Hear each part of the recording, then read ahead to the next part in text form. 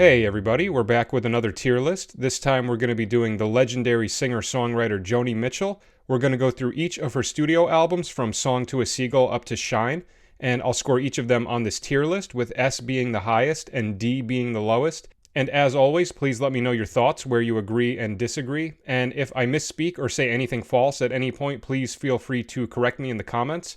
And that's about it. Let's just jump right into it. We're going to start out with Song to a Seagull from 1968, and I'm going to give this one an S. I think this is an incredible debut album. From start to finish, I love every song on here. It was produced by David Crosby, and production-wise, it does have some hissing noises in the background, but I don't think it really takes away from the album, given that it's her first release, and also given the fact that this is one of her most raw and stripped-down albums, where she's doing the majority of everything on here, so I think the hiss actually adds a nice little character to the album. The first side has 4 of those more mellow, laid-back, folky tracks that so many people know her for, and in between those we have Night in the City, which I think is placed perfectly and gives us a nice upbeat contrast to everything else on side 1.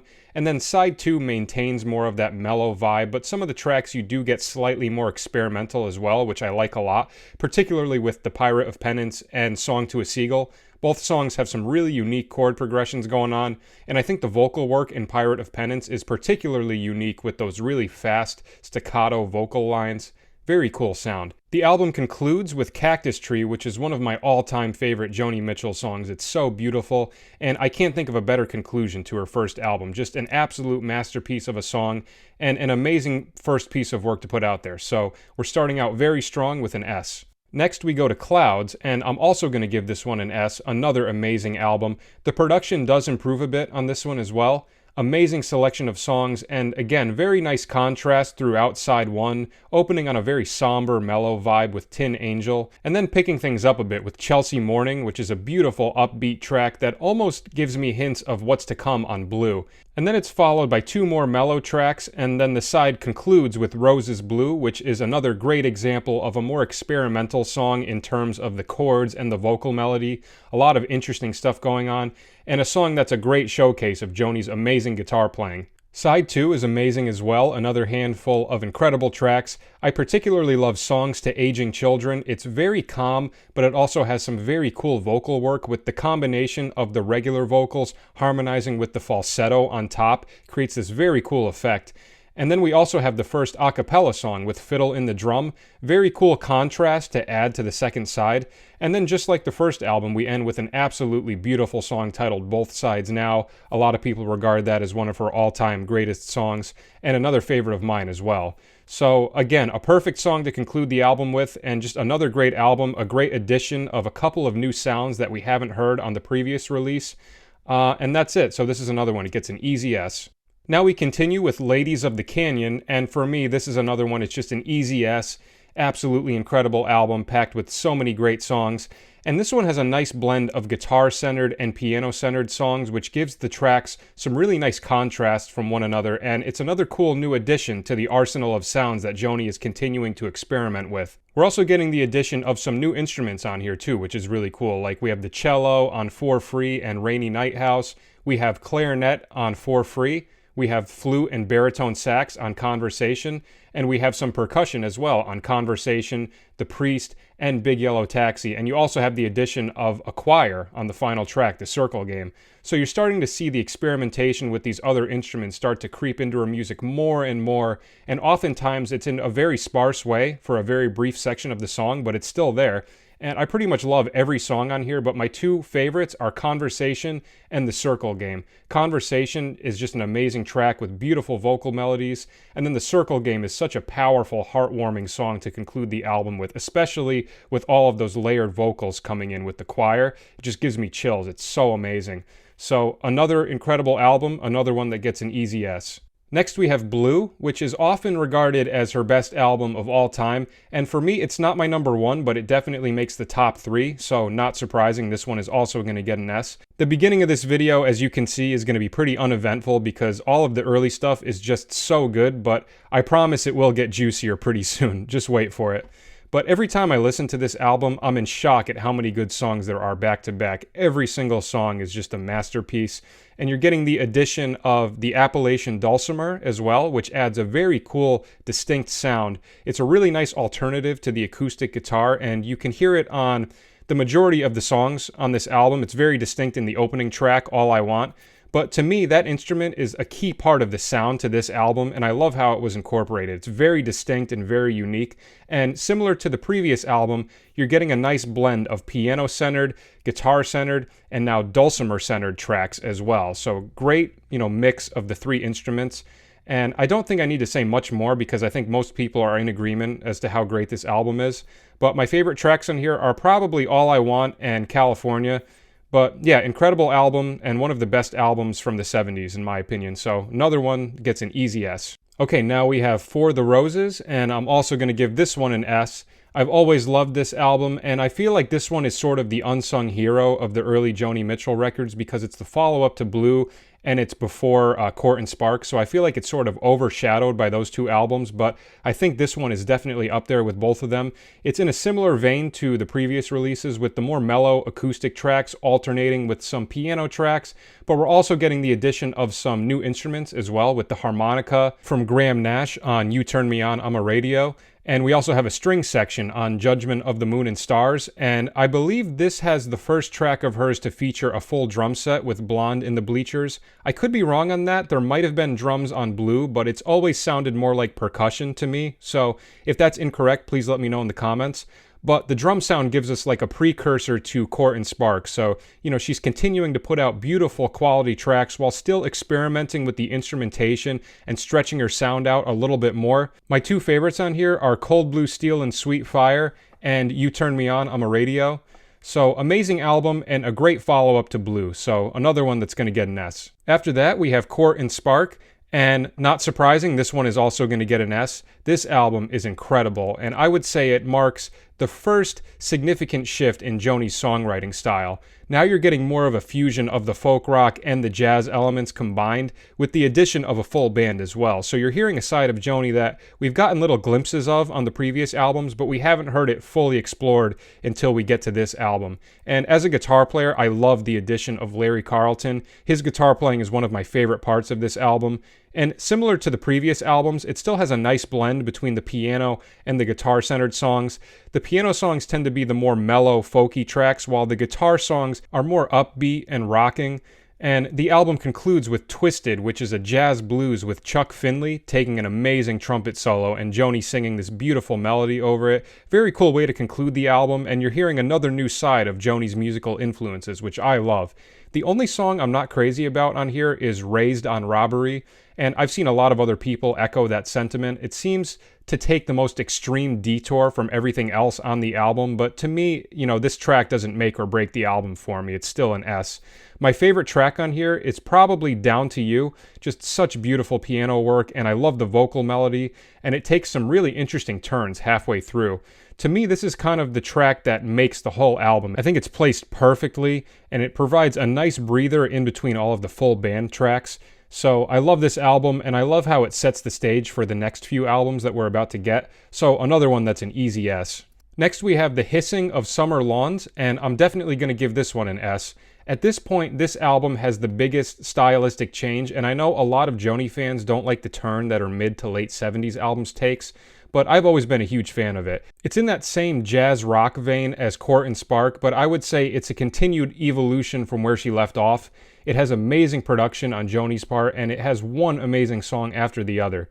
Similar to Court and Spark, the songs are very band-oriented with a lot of different kinds of instrumentation going on, and she's bringing in a lot of amazing guest features again with guys like Larry Carlton, Robin Ford, David Crosby, Graham Nash, and even James Taylor. I'll also say that I think this album has the most experimental song that she's written to up to this point with the Jungle line.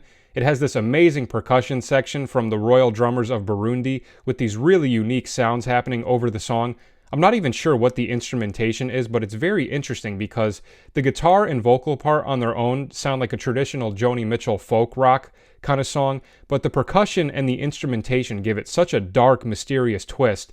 I've always felt like if Björk had been around and writing music in the 70s, I feel like this is the type of song she would have come up with. And I know that Björk was influenced by Joni based on her cover of the boho dance, so that's a very cool little addition to the album. And I also love the fact that it's the second track, so it's showing her fearlessness, hitting the listener right off the bat with this new experimental song, and it's just super cool stuff. My favorite track on here is probably Edith and the Kingpin. Beautiful track, and I especially love Larry Carlton's guitar work on it.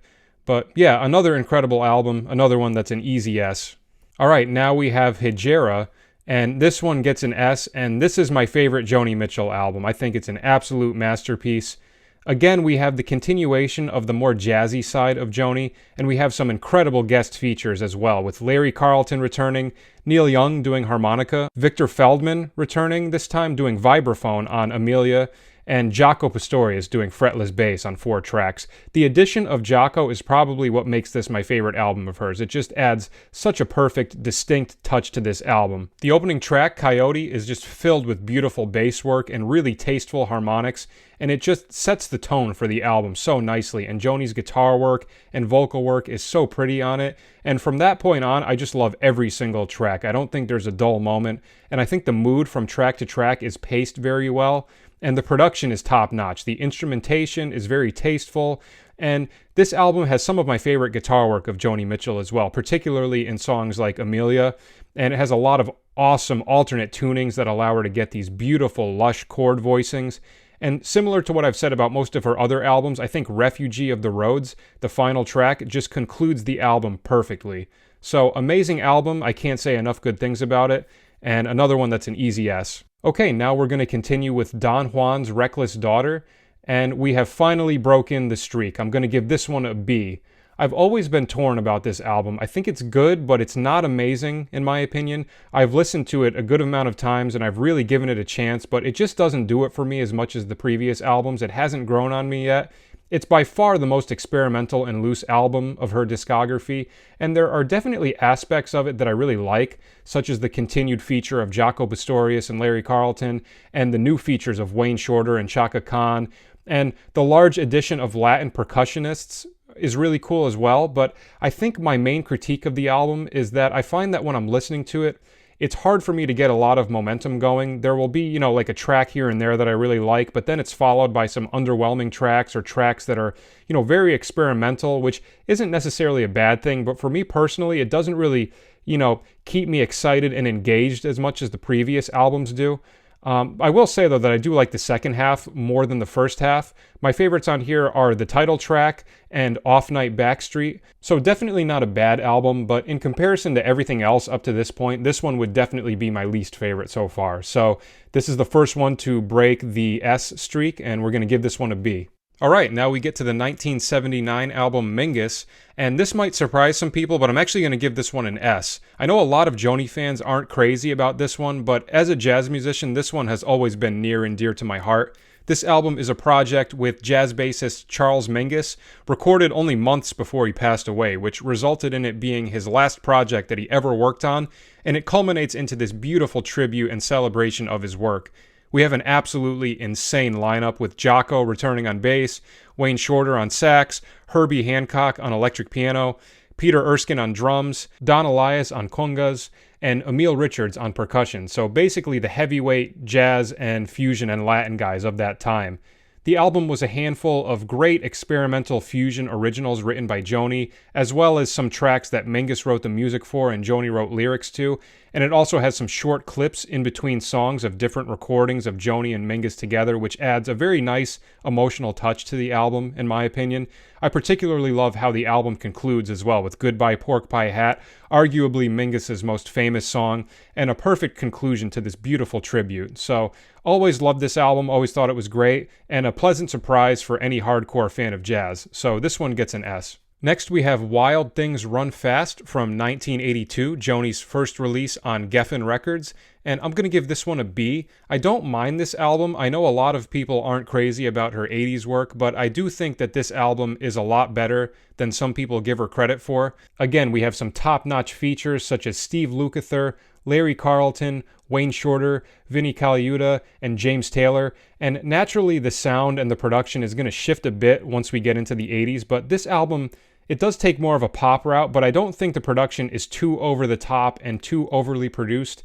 Usually I have a hard time with 80s production, but I was definitely able to stomach this album more than I was anticipating. A key difference on this album is that you have a lot more distorted electric guitar as opposed to the traditional acoustic or clean electric sound from the previous albums, which that definitely adds more of an 80s element to it, but most of the time I think it's done in a relatively tasteful manner. There are a few moments here and there that I find cheesy, but in general I like the majority of the songs on this album, and it has some great moments as well, with songs like Ladies Man and Solid Love, two of my personal favorites on here. So considering the fact that it's her first 80s release and it's also on a new record label, I think it's a pleasant surprise and it could have been much worse. So this one will get a B. Now we have the 1985 release Dog Eat Dog, and I'm going to put this one in C tier. I've never been crazy about this album. I think the vibe takes a significant shift on this one and it becomes much more of an overly produced 80s pop rock album, and it's much more reliant on electronic instruments, which I think is to the detriment of the album. This is the first album that Joni doesn't play any guitar on as well, and that's an element that I definitely miss. It has a lot of the great guest musicians that were on the previous album, but to me it's not enough to save this.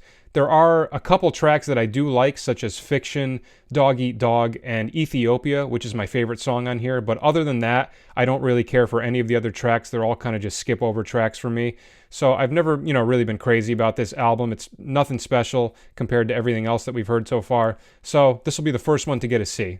Okay, next we have the third album released for Geffen Records titled Chalk Mark in a Rainstorm, and I'm also going to give this one a C. My thoughts on this one are basically the same as the previous release, a little too overly produced for me, and I don't care for the majority of the tracks on here. I like the opening track, My Secret Place, and I like Snakes and Ladders, and the ending track, A Bird That Whistles, is nice. It has more of an acoustic raw sound, which is very different from every other track on the album. But other than that, there aren't very many standout moments on here for this to be redeemed. So another one that's going to get a C. Okay, next we have the 1991 release, Night Ride Home, and I'm going to give this one an A. I think this is her best album since Mingus for me. If you're a fan of early Joni, I would say this is the closest of her Geffen albums to that early sound. Right from the opening track, you get that feeling with the opening guitar part, and I don't think the production is overbearing like it had been on the previous two albums. I like the majority of the songs on here, and I love that return to the traditional folk finger-picking acoustic guitar style. My favorite track on here is Cherokee Louise. Very beautiful song. And yeah, all in all, I think it's a great album. I'm going to give this one an A. Next, we have Turbulent Indigo from 1994, and I'm going to give this a B. Definitely a good album, but I would consider it to be a slight downgrade from Night Ride Home. It has a lot of similarities to that album, but I would say that the main difference is Night Ride Home just has more songs that I like throughout the album. While this album is good, but I would say it's a little bit less exciting to me compared to Night Ride Home. But regardless, it's still an improvement from the 80s stuff. My favorite track on here is How Do You Stop? Very pretty song. And yeah, not a bad album, but not as good as Night Ride Home, I would say. So I'll give this one a B. After that, we have Taming the Tiger from 1998, and I'm going to give this one a C. I've always had a hard time with this album. Not a lot of memorable moments to me, and other than the opening track and the Crazy Cries of Love, I'm not really crazy about any of the other songs on here. So not one of my favorites, another one that we will add to the C tier. Okay, now for the next couple albums, we're not going to have any new material. So we're going to continue with the concept album from 2000 titled Both Sides Now. I'll give this one a B. I was torn on this one. I kept flip-flopping between A and B, but I'll get into my reasoning in a bit. So this is a concept album with the main theme being about the development of relationships, and it features orchestrated jazz standards with the addition of two originals, songs that have already been released, A Case of You and Both Sides Now, and I think they both translate beautifully to the new instrumentation. Similar to the Mingus album, I'm a jazz guy, so I love hearing these albums from Joni, and I love seeing this side of her jazz influence because the 70s stuff took much more of a fusion route, while this album is much more straight ahead, big band kind of stuff, and the addition of the big band orchestra really adds a beautiful layer of depth to the songs. We have some jazz heavyweights back again, like Wayne Shorter and Herbie Hancock, which is always great to hear. So my main issue with this album that puts it in B tier is that it's mostly ballads. There's only 2 tracks on here that are mid-tempo, so mood-wise, I would say it's a little too one-dimensional for me, but I do think it's a great concept album, and it's a nice change of pace from the previous album, so I'll give this one a B. Next, we have the 2002 double album, Travelogue. I think I'm pronouncing that right. I couldn't find a pronunciation of this one, so let me know if that was wrong. And I'm going to give this one an A. This is another one. I kept switching between A and B, but I think I prefer this one over both sides now, so I wouldn't have felt right putting them both in B. So this album is a collection of old songs that were re-recorded with an orchestra, and I really love the orchestrations and the songs that they choose for this album. I think it all fits very well, and it feels very natural. Vince Mendoza did the orchestrations, and I think he did a great job of capturing that gentle, melancholy side of Joni Mitchell's music through the writing that he did. My favorite arrangement on here is Cherokee Louise. They take a beautiful song and make it even better, in my opinion. And one thing that I will say is that this is an album that I don't listen to very often, mostly just because it's such a huge time commitment, being over 2 hours long. But when I do listen to it, I always find that it's a very pleasant, beautiful experience. So this one will get an A.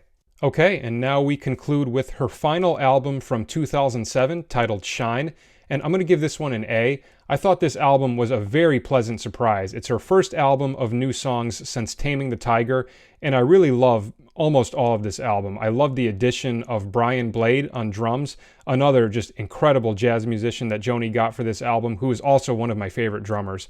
So right from the beginning, I'm intrigued with the intro track, 1 Week Last Summer, a very beautiful instrumental with this amazing piano part with all these different instruments layering on top of it throughout the song. And then from that point on, when we get into the vocal songs, I think the majority of all of them are very solid songs, and a lot of them give me whiffs of some of her 60s and early 70s songs as well, which is a very pleasant surprise. There's also a nice balance of full band songs mixed with piano ballads, which is reminiscent of Ladies of the Canyon. I particularly love the title track, Shine. Absolutely beautiful song with very powerful lyrics. The perfect song to be the title track of this album, in my opinion. And, you know, it's safe to assume at this point that this is Joni's final album, and I think that this is an incredibly strong piece of work to go out on, and I think that to be able to put out an album as good as this after making music for 40 years, you can't really ask for anything better than this, in my opinion. So I love this album. I'm very happy with it as her final release, and I'm going to give it an A. Okay, so that's it. We covered a lot of stuff, and there's a ton of information throughout this, so like I said, if I got anything wrong, please correct me in the comments and I'll fix it. But yeah, that was a lot of fun. Please let me know your thoughts, where you agree and disagree. I'm sure there will be plenty of disagreement and agreement. And if you enjoyed this video, be sure to check out my other tier lists. The link is in the description for all of them.